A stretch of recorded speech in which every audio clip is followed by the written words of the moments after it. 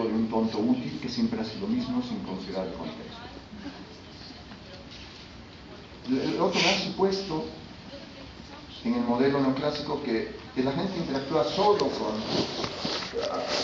con el mundo a través de un mecanismo de no existe comunicación, no existe toda la riqueza, ¿no?, que tenemos para interactuar. Y tercero, que tiene que ver con la complejidad y la emergencia de la jerarquía, no existe interacción entre las acciones o efectos resultado de la interacción con ellos. Una creación que está en el centro de la acción colectiva y que es también parte del debate es la teoría de juegos clásico, lo que Elinor Ostrom llama teoría de primera generación. En esta, igual que en el enfoque neoclásico, las preferencias son exógenas, la gente solo busca maximizar la utilidad. Un tercer punto que es muy importante para este modelo, se presupone la existencia de conocimiento común, y esto vamos a ver en los siguientes secuencias. Y las decisiones están hechas de manera independiente. No hay comunicación, no existe regla de confianza ni de reciprocidad. Frente a este modelo, Ostrom propone que es necesario construir otra alternativa.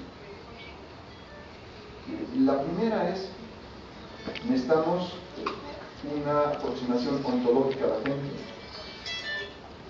que nos diga cómo los agentes de carne y hueso pueden resolver dilemas por acción colectiva,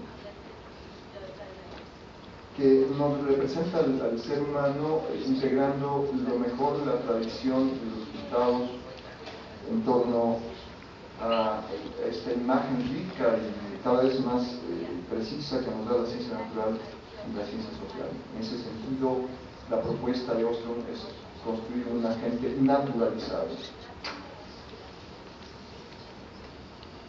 que nos explique una vez la gente la enorme variabilidad y la diversidad de agentes, y finalmente que nos ayude a entender cómo los agentes construyen preferencias individuales y sociales.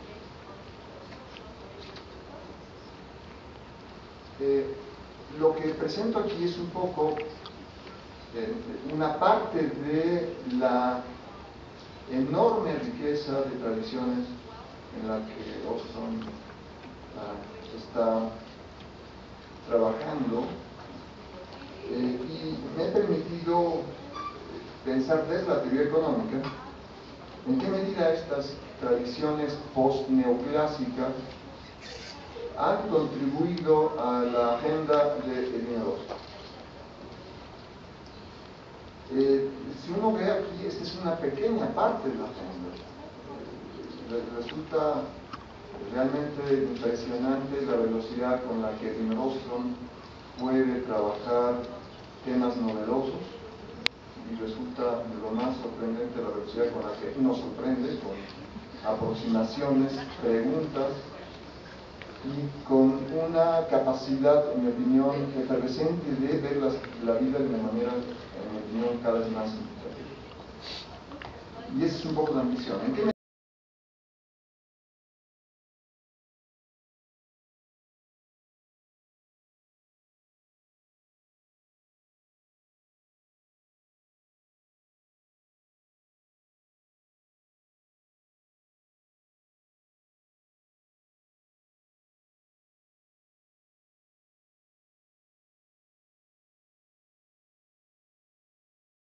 permite pensar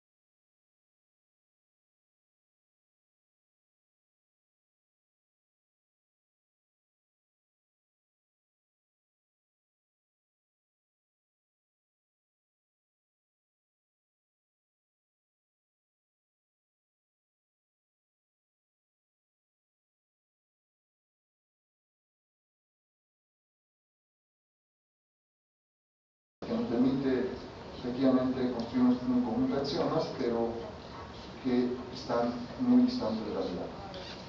El otro punto que me parece interesante que está en la tradición de Ostrom es la teoría epistémica, en torno de Aumann, y que plantea un tema esencial que no está incorporado en la teoría convencional, en la teoría de juegos de primera generación siguiendo la nomenclatura de Ostrom.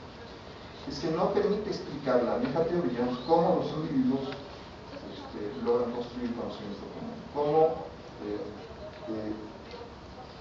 el conocimiento individual se convierte en conocimiento común. Esta es otra parte importante de la tradición.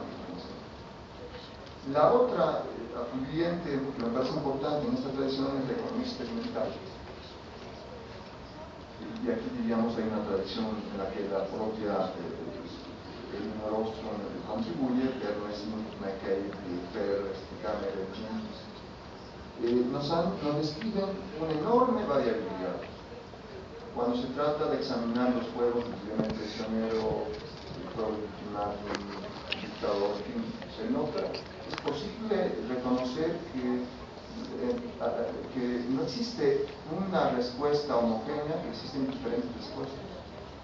Hay cooperadores condicionales, hay cooperadores que parecen funcionar siguiendo el teorema de Nash, y hay, digamos, agentes que actúan de manera altruista en condicional. Digamos, hay una enorme heterogeneidad, y en ese sentido la economía experimental nos permite enriquecer esta concepción. Entonces, me parece que en esta tradición Ostrom también comparte y se alimenta de esta tradición. El elemento probablemente más en el último libro del 2010 de Porter, Jensen y Ostrom, que se va a publicar este año y que en México, por el Fondo de Cultura, y la presentación de libros en 2 días, en jueves. Yo creo que este es uno de los grandes temas que ella define que es como el área que requiere la mayor atención, que es pensar el sistema socioecológico, la estructura situacional y el comportamiento del individuo, utilizando una representación compleja, multinivel, compleja, que nos permita dilucidar la existencia de sistemas dentro de sistemas, lo que Ostrom llama Holland, que nos permita pensar, reconocer el efecto de escala y de heterogeneidad, y finalmente que nos diga cómo. No se trata simplemente de eliminar y hacer un inventario de los factores que integran cada dimensión, sino que se trata de explicar el cómo. El otro elemento, y ahí va digamos, otro punto que me sorprendió en el libro de 2007 de Ostrom, bueno, en el capítulo 3 introduce y describe a la gente utilizando particularmente neuroeconomía, psicología cognitiva, neurociencia. Y en ese sentido, Ostrom también nos plantea que es posible abrir la caja de la cognición y que los agentes tienen una enorme capacidad de aprendizaje a nivel personal, neuronal y subpersonal. Y esto me lleva a una pregunta que yo le haría a la profesora. En su esquema, en el esquema del Johnson, de su último libro, se habla de 3 escalas: la escala personal, la escala microsituacional y la escala socioecológica. Yo me preguntaría si con la nueva forma de representar a la gente se podría construir una teoría de la gente que reconozca 3 niveles: el nivel de la gente, en la que estaría comprometida la economía del comportamiento. La pregunta es, ¿podríamos bajar, como lo plantean Kammerer, Donros, yo diría varios de los Grinch, varios de los científicos de neuroeconomía, que es posible y necesario reconocer 3 niveles: el nivel neuronal, el nivel subpersonal, sea el nivel de módulos, y el nivel de agentes? Y en ese contexto la pregunta sería, la idea de la economía del comportamiento como etiqueta nos remite a una concepción de la gente situada más en el plano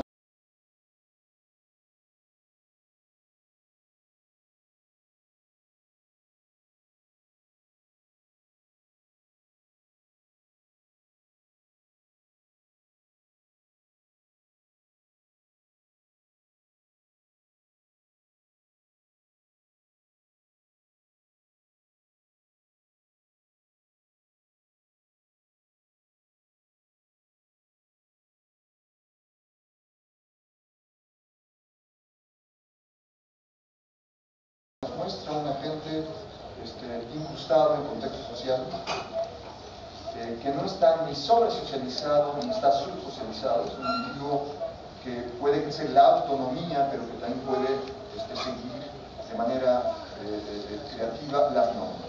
En ese sentido, aquí creo que hay un debate fundamental que el trabajo de Ostrom nos permite pensar de manera creativa, no tanto en el plano de los axiomas y de la teoría, sino en la capacidad de explicar cómo los sujetos de carne y hueso toman decisiones y cómo resuelven los problemas. En ese contexto, la sociología, la antropología y la política se vuelven, dentro de la tradición del pensamiento de Ostrom, parte de esto. Después de haber leído esto y otros tantos trabajos de Ostrom, cada vez me siento menos economista y me siento que pertenezco más al dominio de la ciencia social. Y en ese sentido, es parte de mi transformación ante este público. Le agradezco a la profesora. Es bueno no identificarse con el Valle Verde, con la que uno pensaba que era el único Valle Verde y el pasto más verde. Cuando uno encuentra en Ostrom que es posible reconocer que hay muchos valles y que se puede escalar un poco más arriba, ver que hay cierta unidad, la pregunta que me parece igual muy importante y que la plantea Ostrom es que en el núcleo de la teoría de la gente se encuentra la economía del comportamiento. Ese es como digamos que esta es la tradición de Simon, Kahneman, Tversky,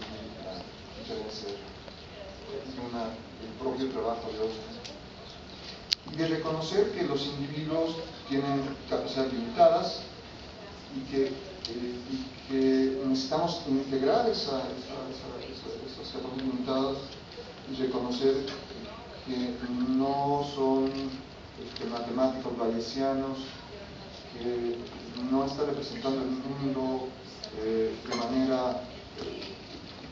en la que se contemple todo el árbol de decisión. Los individuos están utilizando heurísticas, y dentro de las heurísticas está la confianza, las normas de expresión. Y en ese sentido, en esta su actualización, la profesora Ostrom identifica tres ingredientes que debería tener una teoría de la gente. Uno, que la gente no tiene información completa como el enfoque neoclásico, en el sentido no es la teoría. Su explicación no coincide con el enfoque de la teoría de razón del choque. En segundo punto, que el individuo tiene preferencias, es egoísta, digamos, pero también tiene en consideración las normas, las reglas y las estrategias álico ¿no? de la sociedad. Y que, en tercer punto, la gente utiliza una variedad de heurísticas y compromisos normativos. Nos faltan dos finalmente, creo que quisiera terminar con un párrafo que me parece que es condensa de manera muy clara el tipo de filosofía social en la que está comprometido.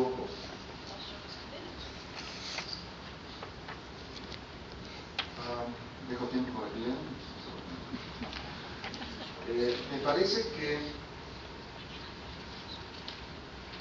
humans learn norms, heuristics, and full analytical strategies from one another, from feedback from the world, and from their own capacity to engage in self-reflection and imagine a differently structured world.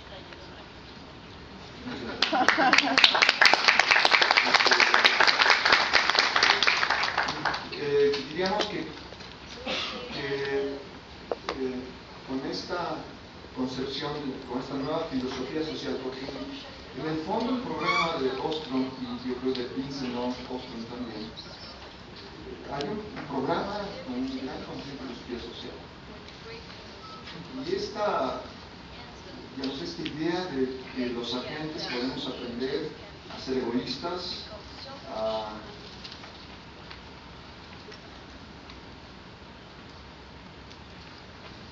seguir normas, a ser creativos, nos habla de un problema de identidad de la gente, en el sentido de Marta. ¿Sí? Y esta tradición me parece extremadamente interesante. Y bueno, con eso terminaría mi...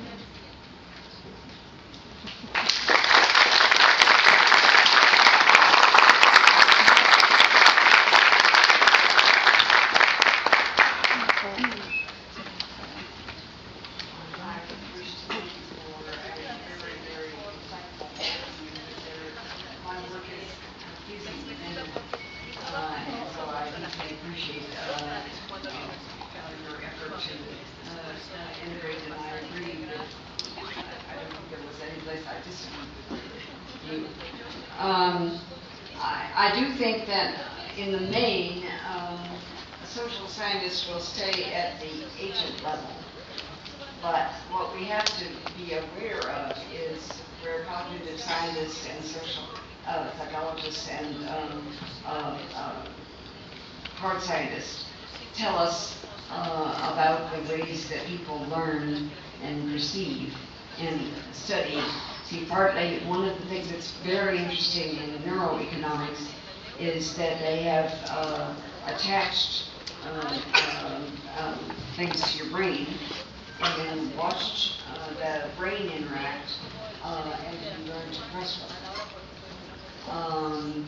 And for example, the kind of internal mechanisms when you know you're playing with a real other player versus when it's a computer program. Make the internal knowledge representation is different. And so it's impossible for us to know the full array, all the way from neuronal to millions of people interacting on global change. But all of the levels are important, and there are going to be questions where looking at 2 or 3 levels are very, very helpful. And so I'm not myself starting, while I've done a lot of experimental research, I'm not going to be doing neuro experimental research. And then I think people who have the expertise there can tell us a great deal and that we can learn from. And it won't be as important in developing theories of human interaction, but it's certainly going to be very important. Do we have a reasonable model of the individual? And then after we get that work through, we embed that model of the individual in higher levels. That's the way I tend to do it. And the how people solve problems. Now again, that turns out not to be a universal characteristic, because again, the learning, I mean, if we assume they have complete information, then they just maximize it, etc. That's the kind of theory that many of us were raised on earlier. But if we don't assume that, and that people have to learn, then the kind of learning experience that people have in smaller communities where people are interacting on a regular basis is different than if they are part of very, very large communities and there's no interaction on a regular basis. And part of our reason for being opposed to the metropolitan reform tradition earlier was the presumption that in a metropolitan area you needed one large government over everything, and you should get rid of small units. We have gotten rid of schools in the U.S. like mad. So, I went to a large high school. We had 400 in our school. But it's not at all unusual today that 2,000, 3,000 kids will be in a high school, and even more. So, I'm very concerned about how do people learn about democratic choice and disputes with one another and taking one another seriously when there's this huge group. And those sorts of questions I think are very important for us. And obviously how individuals solve problems. We had a debate team in high school that was a very important influence on my thinking. Debate structure, you have to learn the arguments on two sides of a question. You must learn both sides, because when you engage in a debate tournament, you're assigned a side, and you are then judged in how well you take on that side, and then how well you criticize the other side. And then the next time that you are assigned, you may be taking the other side.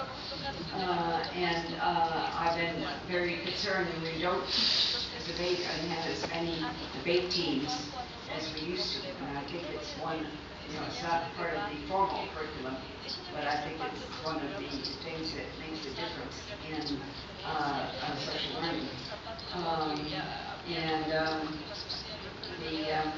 I think you captured what I've been trying to do, and I appreciate that very, very much. I think we both